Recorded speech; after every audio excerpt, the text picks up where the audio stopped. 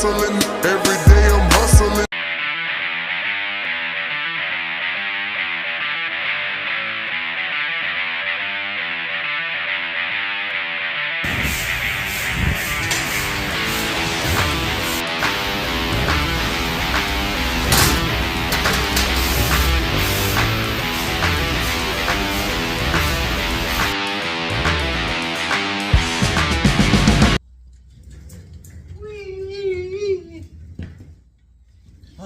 What's going on, guys? Well, I got the bed cut, bent, and it's at home. So we are gonna get the welder and start tacking it together.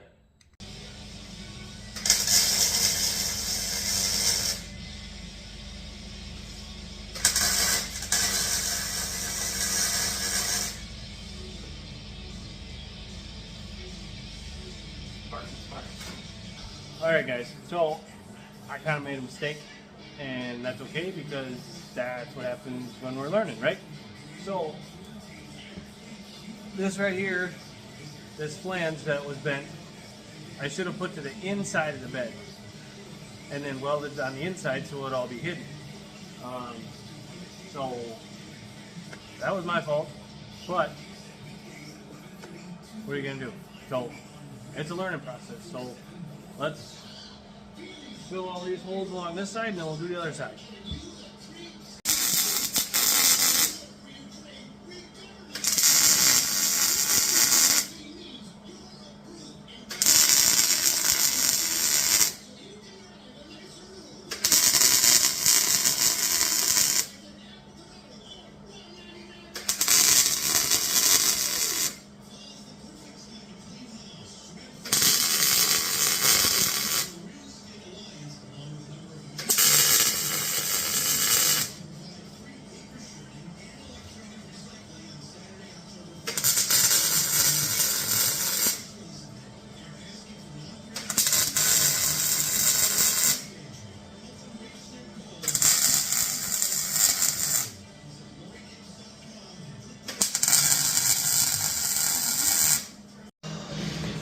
Alright guys, so I ended up putting some tacks here on the outside. Like I said, I did make a mistake, and I put the bed side on the outside of the inner flange. So now I'm going to have to go along here, and like I did this, I did spot welds right up here. Well, I don't want to just solid weld that all the way across because it's 18 gauge, and if I do that, it's going to warp because of too much heat. So now I'm just gonna let these cool off a little bit, and then I'm gonna go back and go next to this one, next to that one, next to this one, and keep going, and then let it cool off, and then come back and do it again. And I'll just keep bouncing all over the place until that's all full, and then I'll grind it all and get it all cleaned up nice so you can't see that corner. Let's do it.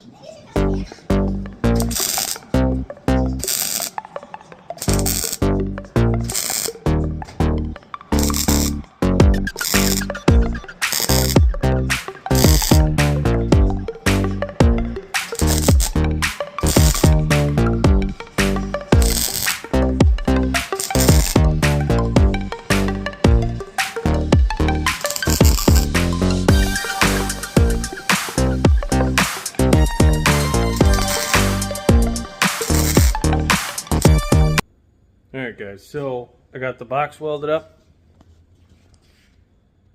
on both sides. We're going to grind it yet, like I said.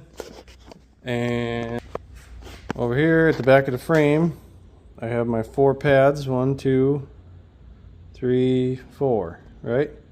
So this bed does not have any structural support through the center. So if I put a battery in there, or a chair, or a cooler or anything, nothing's going to support it in the center here. So what I'm doing now is my 1-inch body bushings are going to go through here, and those will sit up about 1 inch, and this is 1-inch square tubing. So I'm going to put this square tubing at the back. That'll leave me room to put the bushing where it needs to go, almost to the outside.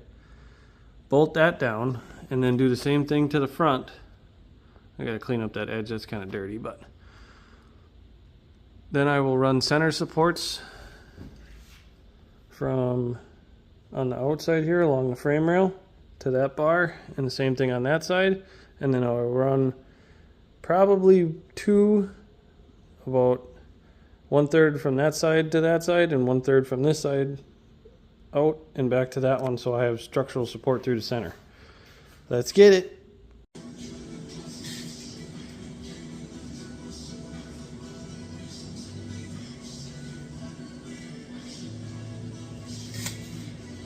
Cut twice, measure once, right?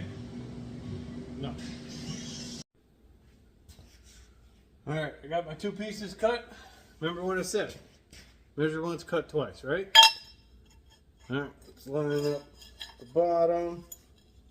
See if we got them both the same. Oh, quick side note. See this chair? This chair's awesome, okay? Like, you can go in circles and roll over stuff. Super nice, right? Okay, this is a Vyper chair. You buy once, you cry once. Alright everybody, so we're back in the shop. I got the bed on, it's mounted.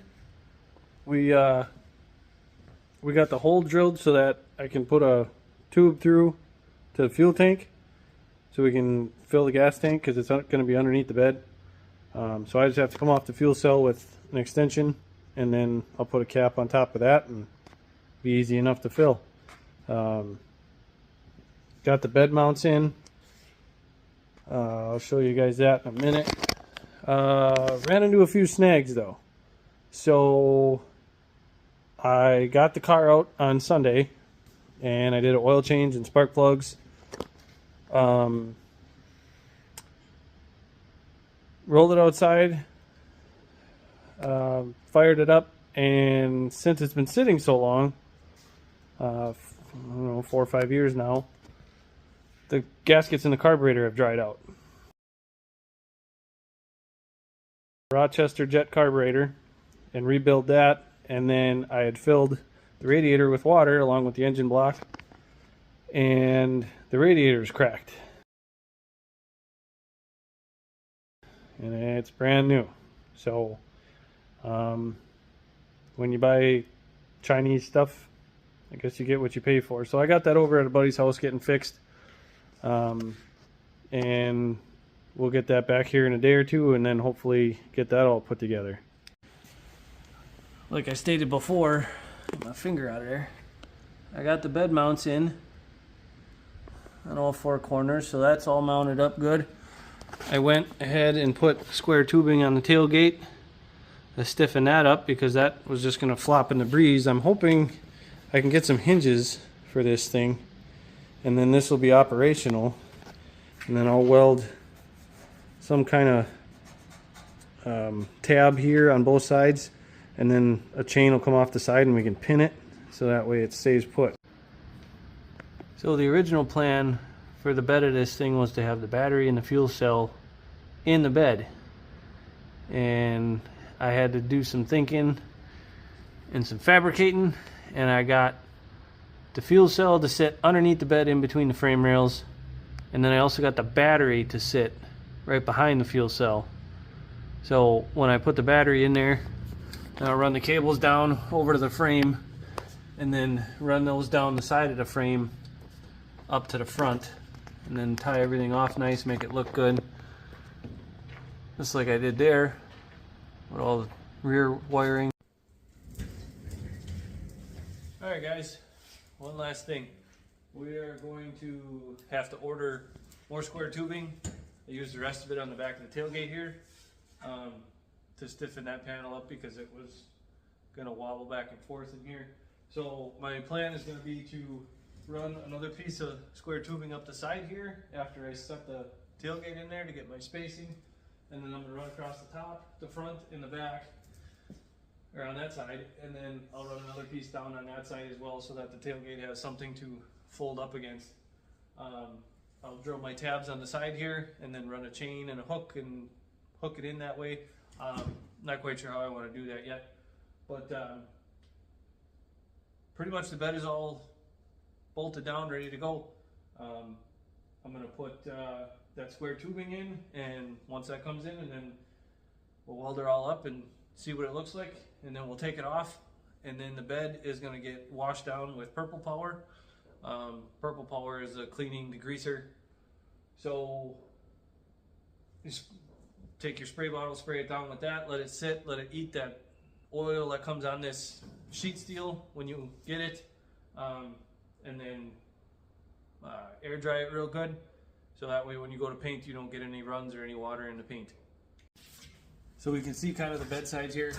This is going to be, it's exposed right now, so once we get the bed squared away and get that all sturdy, I'm going to make a template for this. I'm going to come across here and I'm going to cover up this side and then bring it into the back corner of the body to kind of finish it off and make it line up with everything body line wise in the bottom of the body. And then the back over here is going to get plated too as well. So for the lighting design of this thing, I think we might go with 3 or I think it's a 4-inch LED brake light up here, and then same thing on this side. Like I say, this will all be plated in, and then we might put 3 lights in the middle because we are technically turning it into a pickup truck. So, and then you know, maybe just 1 reverse light, or maybe I'll put 1 on either side. We'll maybe put them at an angle. We'll have to see what we decide. Alright guys, so while we're waiting on getting the radiator back, you can see that I took that out. Going to go get fixed, so I went ahead and made the headlight brackets. So, and mounted the headlights on there. These brackets I made, I had to make them at an angle. So if I set the phone straight, these headlights pivot. So I had to cut the square tubing at an angle, welded a plate on there, drilled the hole, and mounted the headlights. So I will show you what kind of headlights we are going to put in there. Alright guys, so I got the headlights. So when you remember, I'm gonna, those are big round headlights. So now I've had these headlights since 2017. I bought them for a different project, and well, now I'm going to repurpose them for something else. But the reason why I bought these a while ago is they got red LEDs around the outside. So I'm going to light them up for you. Nice and bright. Yeah, it's kind of hard with the camera to see, but when we're parked somewhere we can turn on the eagle eyes. Alright, Oracle Lighting Technology, that's where I got them headlights from, if you're curious or looking for some for yourself. Well, if you guys are curious, I don't use any special tools to do any of the stuff that I do. I use Performax grinding discs. That's Harbor Freight brand, and these are also Harbor Freight brand cutoff wheels. My welder is a Hobart 140. I get a tank from Prax Air or Air Gas in town here, and then I also have an Alpha TIG 200. That's this one over here. I got that from a deal that a guy was closing his shop and wanted to sell everything. So I mean, building stuff like this, I don't have a lot of money in it at all. So if you guys are sitting there thinking, you know, how can I achieve this, or how can I get to build cool stuff? Well, it's not a lot of money. I don't have a lot in it. I don't remember what I paid for the Hobart, but I paid $400 for that Alpha TIG 200. So I mean, yeah, it is, you know, finding deals and stuff like that. So I don't know, whatever you want to build, but it doesn't take a lot of money. So don't be discouraged if, you know, you see people on the internet that have really expensive things building cool stuff. It just takes time. You buy the cheap stuff first, and then you build your way up to the more expensive stuff later. That's just how it goes. And I don't have the most expensive stuff, so, you know, maybe I'll get there one day, but do I need it? Does it do the job I need it to do? Yeah, it does. So, just get out there and do it. I mean, sitting on your butt, you're not going to get it done. Always remember, if you ain't running a Vyper, you must be wearing a diaper. We stack dimes, we bang nines, and we live outside the lines. See you next week. Every day I'm hustling, every day I'm hustling, every day I'm hustling.